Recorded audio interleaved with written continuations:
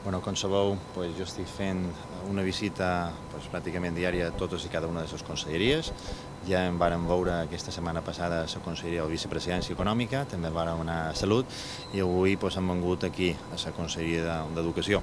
Una conselleria que és molt important, que a més en aquests moments té unes puntes de feina molt intenses perquè està en marxa tot el que és el procediment o el procés d'escolarització i el que és també l'adjudicació de places dels professors i, com sempre, he volgut anar personalment, vull conèixer també a tots i cada un dels funcionaris que tinguis l'oportunitat de saludar i també presentar-me i que sàpiguen, com dic sempre, que nosaltres estem aquí a la seva disposició, que la nostra feina és de vocació i que en aquest cas, en aquesta conselleria, també s'ha manifestat que aquesta legislatura per jo és la més important en matèria educativa, que ha de ser la legislatura de l'educació i, com sempre, demanar la màxima implicació, ja que jo crec que amb la feina que fan tot el personal que està a les administracions, bé siguin fixos o eventuals, però crec que sense la seva feina i la seva implicació i motivació aquesta feina no la podran tenir els nostres o percebre els nostres ciutadans i nosaltres estem aquí per això, precisament, per fer feina. Creu que podrà complir el seu objectiu de la seva promesa electoral de la lliure elecció de llengua? Sense cap dubte, la complirem al llarg d'aquesta legislatura i és un compromís que, com he dit, no era electoralista, sinó que era electoral, que és per ell el mateix, però és molt diferent. Va ser el mateix en la lliure elecció de centre? Perdó? Va ser el mateix en la lliure elecció? La lliure elecció de centre, nosaltres sempre hem dit que, anem a veure, el 100% és impossible, però és impossible pràcticament en tot, però que si el que podem fer és que si l'índex de satisfacció dels pares sigui el màxim, no hem de quedar a l'intent. Durant l'anterior legislatura, en la qual el conseller actual tenia una responsabilitat també en direcció general, vàrem aconseguir que aproximadament 94% dels pares tenien un índex de satisfacció molt alt i tenien els nens als seus centres escolars.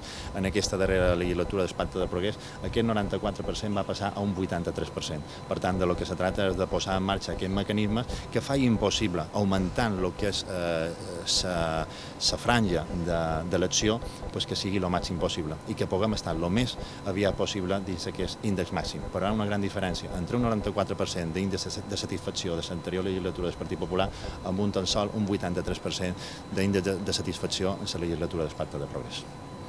Les auditories, sabem alguna cosa? Encara no. Quan entens la seva pregunta, és lògic i normal, però en el moment que nosaltres tinguem aquesta informació, com els he dit sempre, seran els primers en què disposin d'ella. Què ha previst pagar els deutes amb les farmàcies a Brest?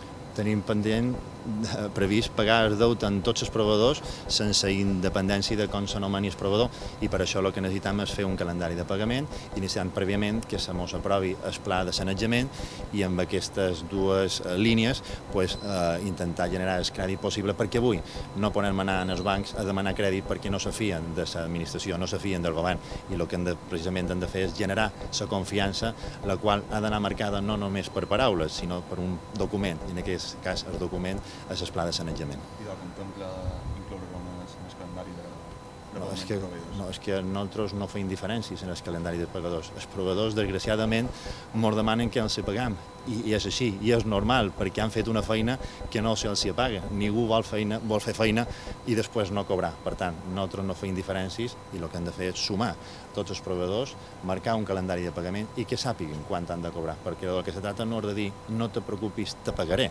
Això ho sap fer i ho sap dir qualsevol.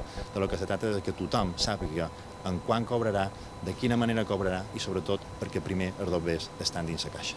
I amb quina situació econòmica han trobat aquesta conselleria?